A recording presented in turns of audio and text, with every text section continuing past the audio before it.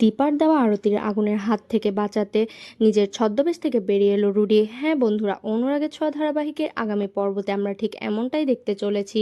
সেনগুপ্ত পরিবারের সকলের একই কথা, দীপার কারণে তাদের জীবনটা অতিষ্ঠ হয়ে উঠেছে। এ কারণ চারু বলে আমরা সকলে মিলে একটু বাইরে থেকে ঘুরে আসি। তখন উর্মিও একই কথা বলে। এদিকে জন্মাষ্টমীর পুজো নিয়ে কারো কোনো মাথা ব্যথা নেই।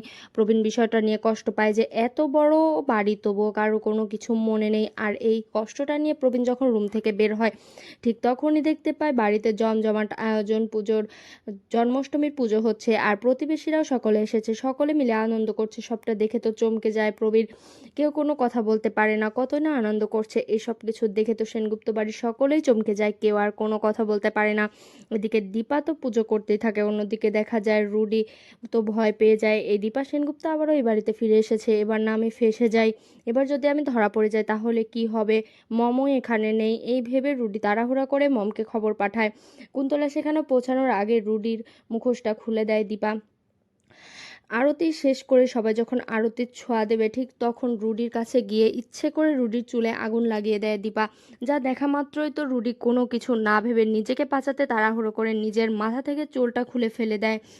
যা দেখে তো সকলে চমকে যায়। সকলের সামনে শেষ অবধি চলে আসে রুডির আসল রূপটা।